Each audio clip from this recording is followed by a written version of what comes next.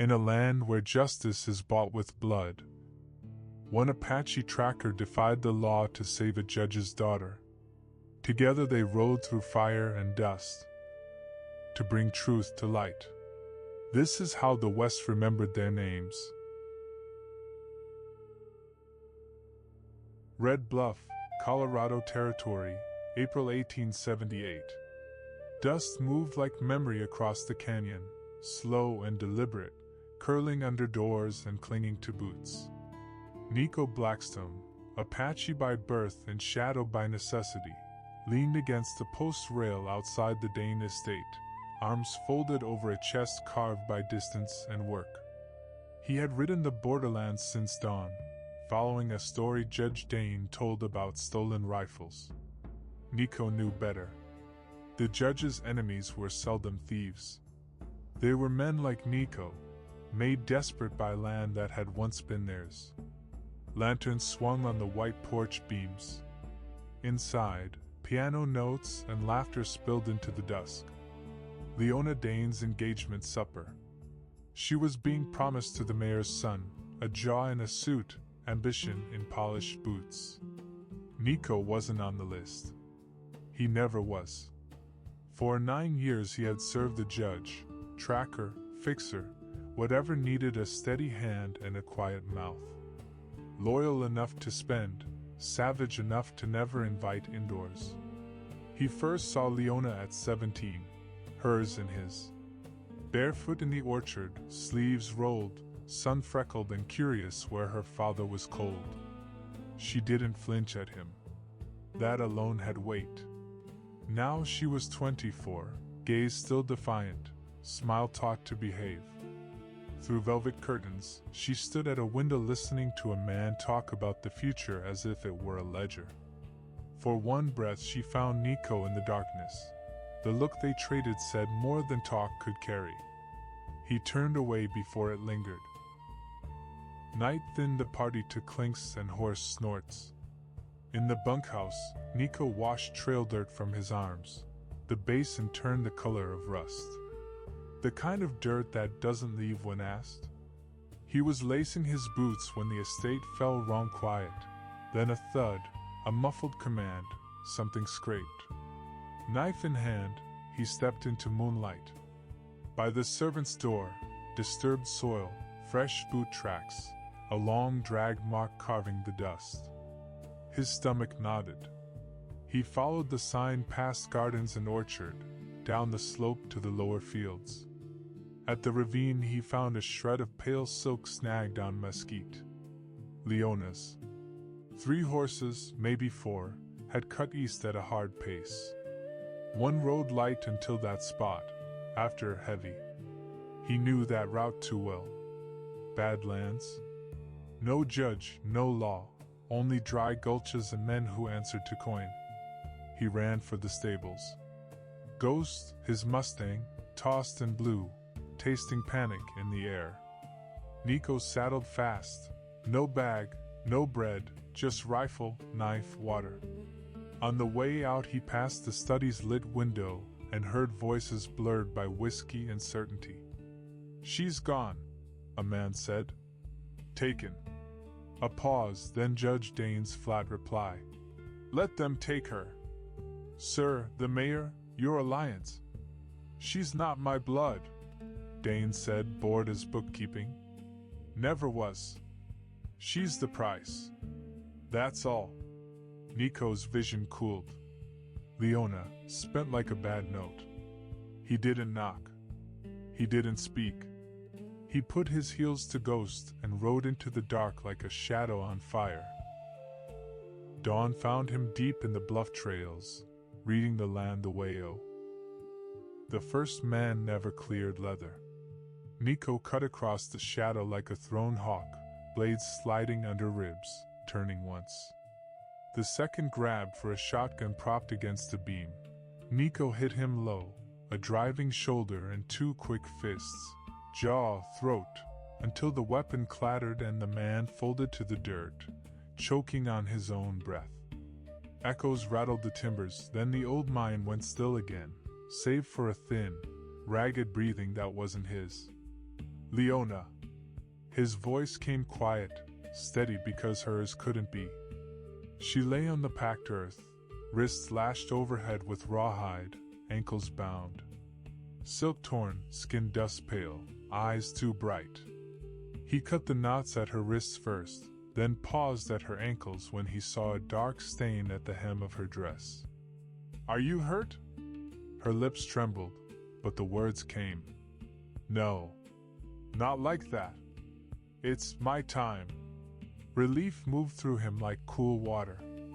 No flinch, no shame, only the work at hand. He wrapped his coat around her shoulders and lifted her as if she were made of breath and bone alone. The day outside was a white hammer. Leona hid her face against his shirt until the light lost its teeth. He carried her downslope to a seam of rock that held a trickle of shade and set a small fire that made more courage than heat. Water hissed in the tin. She drank slow, both hands on the cup to hide the tremor in them. "You knew where they'd run," she said at last. "I knew the kind of men," he answered. "I grew up learning where men hide when they don't want to be found." Silence stretched, not empty so much as crowded with what neither had language for. Wind combed the scrub. Somewhere a hawk wrote circles in the sky. "Why did my father send them?" she asked.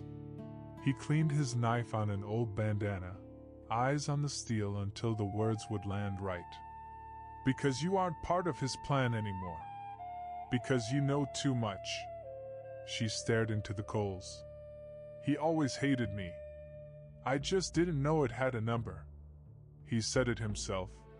Nico added, and then he told her, flatly, without decoration, what he had heard through the study window. "Not my blood. She's the price." The blow landed. He watched it take her and leave her standing anyway. "That's why he wouldn't come," she whispered. "Why every look felt like I was a debt he wanted to burn." "You are not a debt," Nico said. "Not to anyone." Her eyes were dry, the well past tears. What moved in them now was colder and cleaner.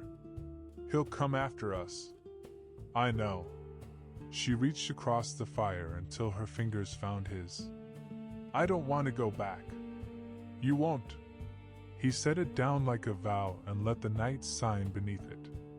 They slept in turns, she under his blanket, he with his back to stone and his rifle across his knees. Coyotes called far off. The smell of mesquite drifted thin and sweet. Each time she startled awake, he was there, and each time he told her, without words, "You are not alone in this dark."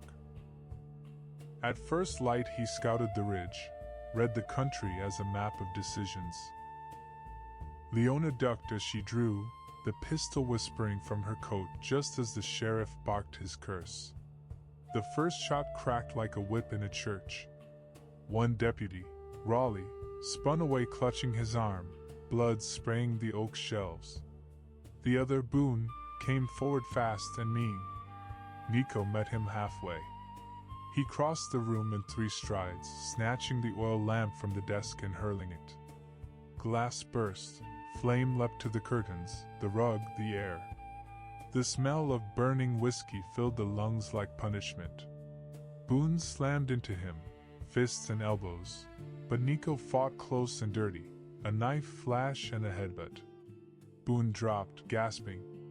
Rook fired once, the bullet grazing Nico's shoulder and digging into the wall. Nico didn't flinch. He caught the sheriff's wrist, twisted until bones snapped and the revolver fell. Rook screamed, rage and disbelief mingling. Then Nico drove a punch so clean it silenced him mid-breath. "Run!" he shouted over the rising roar of fire. Leona didn't argue. She fired again to drive the second deputy back, then grabbed the black book and her mother's letter from the desk. Smoke thickened, turning the study into a furnace. Flames crawled up the wallpaper, devouring law books by the dozen. She coughed, eyes watering, but she saw Nico's hand reach through the haze. She took it. They burst through the back door into cold night air. Behind them, the estate bloomed in orange and gold. The sky above Red Bluff turned the color of hell. They sprinted through the orchard, Ghost's pale blossoms shaking in the heat wind. At the fence, Ghost pawed the ground, nostrils flaring. Nico lifted Leona into the saddle and swung up behind her just as shouts rose from the yard. "Stop them!" voices bellowed. "Shoot!" Lanterns flared, gunfire cracked. A bullet hissed past Nico's ear, another tore through his coat. He leaned low, kicking Ghost hard. The Mustang lunged forward, hooves pounding dry roots, weaving through the trees like smoke. They didn't look back until the orchard fell away behind them. From the ridge, they saw the manor burn in full. Flames climbed the white columns, and the judge's proud house screamed through its windows. Leona's breath hitched. She didn't know if it was grief or release. "He'll think we died there," Nico said. "Let him." They rode until the stars thinned and dawn painted the mesas gray. At last, Ghost slowed beside the skeleton of an abandoned ranch, its barns sagging into the earth. Leona slid from the saddle, legs shaking. Her hands found the rough wood of the door and pushed it open. Inside smelled of dust, hay, and years without voices. "You're bleeding," she said, seeing the dark stain on his side. "It's not bad." "Sit," she ordered. He obeyed. She tore strips from her dress hem, cleaned the wound with whiskey from an old flask, her fingers steady even as they trembled. "Does it hurt?" "Yes." "Good." He almost smiled. When she tied the last knot, she sat back, sweat streaking her face. "The fire you." Dawn came slow and gray through the gaps in the barn wall. Nico was already awake, watching the horizon turn to fire. Leona slept against his coat, face soft in the half-light, but there was no rest left for him. The road to Santa Fe stretched hard and long through land that devoured the careless. He tightened the bandage at his side and rose when the first sparrow called. By the time she stirred, the fire from the night before had turned to ash. She blinked up at him, the sound of wind through the boards her only greeting. "How bad?" she asked, meaning the wound. "I've had worse." "That's not what I asked." "It's enough to keep me honest," he said, and that earned the ghost of a smile. They ate dry bread, drank what was left of the whiskey, and saddled Ghost. The Mustang stamped once, impatient. Leona climbed up behind Nico, wrapping her arms around his waist. The closeness felt heavier than the packs they didn't have. He clicked his tongue, and the horse moved into the morning. The desert unrolled before them, red rock and white light, sagebrush bending to the wind. They kept to creek beds and deer trails, the paths Nico had learned before maps had borders. By noon the sun turned merciless again. Sweat stung his eyes. Leona's cheek pressed between his shoulder blades, her breath shallow. The rhythm of Ghost's hooves became a heartbeat, endless and steady. They stopped at a dry wash to rest. Nico drank a palm of water, then passed it to her. She took a single sip.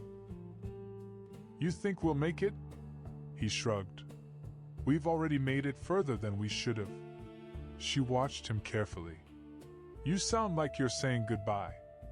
"I'm saying if we die, we do it moving forward." "That's enough." They rode again as shadows lengthened, the smell of rain that never came clinging to the air. The trail narrowed into switchbacks carved through sandstone cliffs. Below them, the valley shimmered in heat. Nico's wound ached with every breath, but he said nothing. Near sunset they found an old shepherd's cabin tucked between pinyon pines. The roof sagged, but the walls still held. Inside, the air was cool, thick with the memory of smoke. Nico dropped onto the floor beside the cold hearth, exhaustion shaking through his bones. Leona knelt beside him, touched his forehead. "You're burning up." He tried to wave it off, but she was already moving, boiling water, tearing another strip from her dress to clean the wound. The cloth came away dark. "You need rest," she said. "Rest later." "You always say later. You'll run out of laters one day." He looked at her then, really looked, and the fight in her eyes softened him. "Not today." As the sun fell, she pressed the sage paste to his side, binding it tight. The smell was sharp, wild. He hissed but didn't pull away. "You still think I should have left you?" he asked. She met his gaze. "If you had, you'd be sleeping fine now." "I don't sleep fine anywhere." They ate little, spoke less. Outside, coyotes sang to the first STA. They left the shepherd's cabin before dawn, the world still caught between gray and gold. Ghost moved slow at first, careful on the loose stones, then faster as the trail widened into scrub. The air smelled of iron and old storms, the kind that never came. By midday, the sun hammered the desert flat. The road to Santa Fe wound through dry ravines and low mesas where even the lizards had forgotten how to trust shade.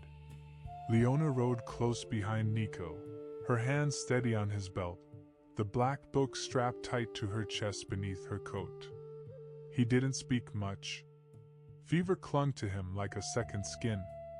Every breath drew a dull ache from his side, but he hid it under the rhythm of hooves. She could feel it though, the heat in him, the way his back stiffened with every rise. They stopped beneath a stunted juniper to water the horse. Nico leaned against the trunk, eyes half closed. Leona poured the last of the canteen into her palm and touched it to his lips. "Drink," she said. He obeyed, too tired to argue. "You can't keep going like this." He opened one eye, smiled faintly. "Then I'll stop when we're safe." "You mean when we're dead?" He chuckled, low and hoarse. Same rest, different view. The sound of distant hooves cut the silence. Both froze.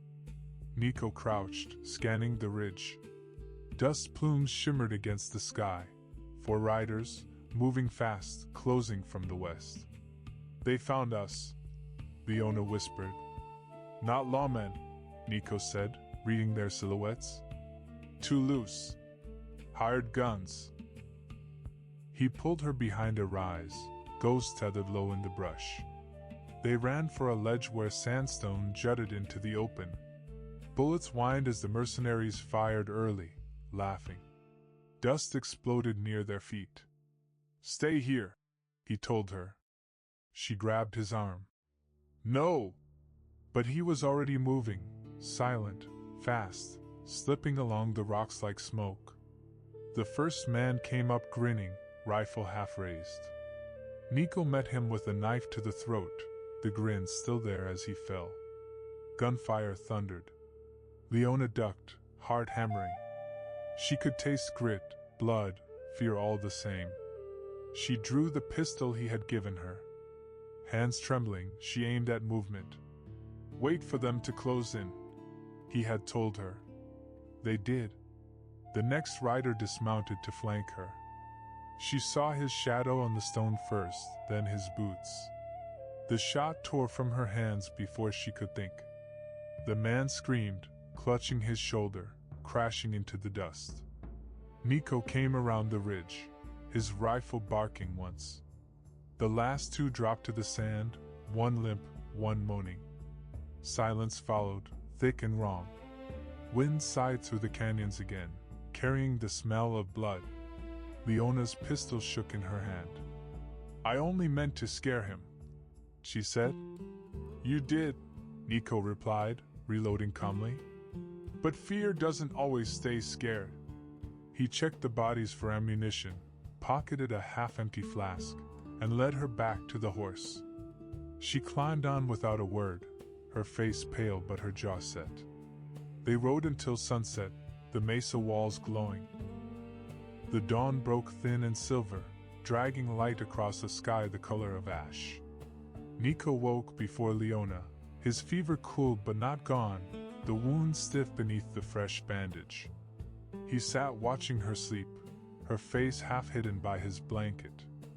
For the first time in years, the quiet didn't feel like punishment. When she stirred, he handed her a tin cup of cold water.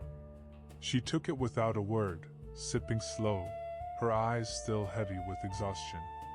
"You don't have to keep watch all night," she murmured. "I do until we're clear of Red Bluff's reach." She nodded, understanding, even as her shoulders slumped beneath the weight of fatigue. They broke camp just as the first streaks of orange split the horizon. Ghost moved steady and sure, his ears flicking at every gust of wind. The landscape changed as they rode south. The flat plains gave way to long ridges and pale stone canyons that cut through the desert like scars. The road to Santa Fe wound invisible between them, more memory than map. The land was older than their fight, and it watched them pass without judgment. By midday, Nico's silence grew heavier. Leona could tell his pain was back, sharp and grinding, but he refused to slow. "You'll bleed yourself dry before we reach anyone who can help," she said finally. He smiled faintly without turning. "I've been bleeding since I started working for your father. It's just showing now." She said nothing, but her hands tightened on his coat. They stopped at a dry arroyo to rest, water low and the air thick with heat. The black book lay between them on the ground, its edges singed from the fire. Leona opened it again, scanning the names by fading light. "These men," she said quietly, "they've run this territory for a decade. My father bought them, one at a time. Mayors, sheriffs, judges. The law here isn't law at all." Nico poured sand over the fire's last ember. "Then we take it where the law still means something." She looked at him. "And if there's nowhere left like that?" He met her gaze. "Then we make it." The words sat between them, solid as stone. By nightfall, the wind shifted, carrying a scent that made Nico frown. Horses, sweat, gun oil. He dismounted and crouched low. "We're not alone." Leona's hand went instinctively to her pistol. "Riders?" "Close," he said. "Maybe 6, maybe less. Smarter than the last ones. They're keeping distance." She glanced toward the ridge, heart pounding. "We can't fight them all." "We won't," Nico said. "We lose them." He mounted Ghost, pulling her up behind him. "Hold tight." The Mustang leapt forward, hooves striking sparks from the stone. They plunged into a narrow ravine where moonlight painted everything silver. Behind them, shouts rose, hard voices echoing off the canyon walls. Bullets sparked on rock, whining past. Nico steered into a dry wash, veering left at a blind corner. The riders overshot the bend, curses fading behind them. Ghost lunged through knee-high brush, splashing across a shallow. When the first light touched the canyon rim, the world was silent except for the sound of Ghost shifting his weight and the soft rasp of Nico's breath. He had slept maybe an hour, light and restless, his rifle across his knees. Below them, the desert glowed faint blue, every stone sharp in the morning air. Leona stirred and sat up, hair tangled, eyes still half closed. "You didn't sleep," she said. He shook his head. "Didn't need to." She studied his face. The lines around his eyes were deeper now, carved by exhaustion and stubbornness. "They'll catch us if we don't move soon. We ride north at first light," he said. "Cross the ridge before they circle." Within minutes, they were on the trail again. The wind carried a faint hum, the sound of pursuit still far behind but too close to forget. Ghost picked his way through the high ground, hooves clicking against stone, then broke into a gallop across a stretch of dry flats. The rising sun turned the world gold. Ahead, the land opened into endless rolling plains. Behind them, A dark speck grew larger. Riders, maybe 4, coming fast. Leona's heart slammed. They're gaining! I know. He kicked Ghost harder, the Mustang answering with raw power. The wind tore through their hair, dust rising behind them in a ribbon. But the riders were good, mercenaries trained for speed, cutting angles through the rocks. Gunfire cracked, a sharp punctuation in the dawn. A bullet grazed Ghost's flank. The horse screamed but didn't falter. Nico veered toward the low hills where the land folded into narrow canyons. Hold tight! They dove into the ravine, walls closing around them. The air turned cooler, shadows long and blue. Behind them, the hoofbeats thundered closer. Nico slid from the saddle and slapped Ghost's flank. Ride ahead, he told Leona. Don't look back. No, she shouted, reaching for him. Go, he barked. Ghost leapt forward, the horse vanishing into the bend. Nico crouched behind a boulder, rifle steady. The first rider came through, overconfident, rifle high. Nico's shot took him clean in the chest. The second swung wide, returning fire, bullets sparking off stone. Nico ducked, then moved, quick, silent, shifting position before they could pin him down. He counted the seconds between shots, reloaded once, twice. The canyon rang with echoes. When the smoke cleared, only one man remained. The last mercenary turned his horse and fled, dust cloud fading with him. Nico stepped out from behind the rocks, chest heaving, ears ringing from the gunfire. He found Ghost waiting at the bend, Leona still mounted, tears cutting through the dust on her face. You shouldn't have stayed, he said. You shouldn't have fought alone.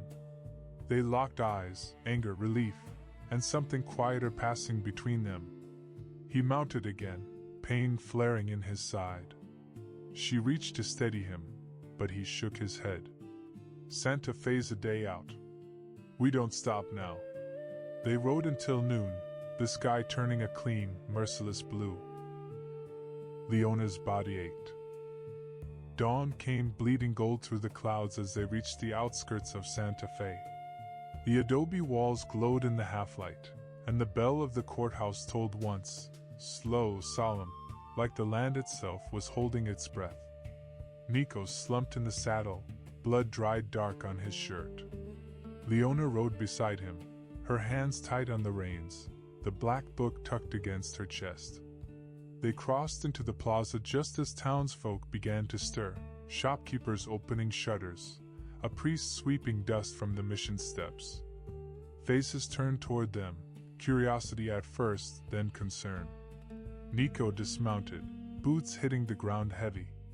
He nearly fell but caught himself on the post rail. Leona slid down and caught his arm.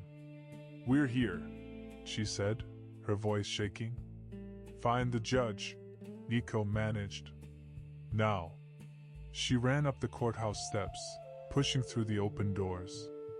Inside, light cut through high windows, striking the seal of the territory carved above the bench. A man in a plain coat looked up from his papers, Judge Holbrook, the one Nico had spoken of. Please, she gasped. You don't know me, but I have proof. Land theft, bribes, murder, all of it. She slammed the black book onto the table. It's all here. My father, Sheriff Lyle, half of Red Bluff. They've been buying power with blood. Holbrook frowned, flipping through the pages, the color draining from his face. If this is real, Miss Dane, she said bitterly. Leona Dane. Before he could reply, the doors burst open. Sheriff Rook Lyle stepped in, hat low, revolver gleaming in his hand. Dust trailed behind him like smoke. Step away from her, Judge, he growled. She's a liar and a thief, same as the savage she's running with. Outside, shouts rose as townsfolk scattered. Nico turned from where he stood by Ghost, his rifle still slung but his eyes steady. Leave it, Rook, he called. You lost. Rook sneered. The only law out here's the one I hold. He raised his gun. Nico moved first. The report echoed across the plaza. 2 shots so close they sounded like one. Birds erupted from the rooftops. When the smoke cleared, Rook Lyle was on his knees, eyes wide, a hole blooming red in his chest. His gun fell from limp fingers. Nico staggered back, the wound in his side tearing open again. Leona ran to him as he fell to one knee. Stay with me, she said, pressing her hand to his wound. You're safe now. He smiled faintly. You keep telling lies, I might start believing them. She laughed through the tears she couldn't stop. You'll live. You have to. Judge Holbrook stepped out onto the steps, the black book held high. These records, he shouted to the crowd, are proof enough to burn half the corruption in this territory to ash. By law and by God, it ends today. A murmur ran through the square, fear, all relief. Leona looked back at Nico. His eyes were half closed, his breathing shallow. She shook him gently. Look, she whispered. You did it. You gave them truth. He looked past H.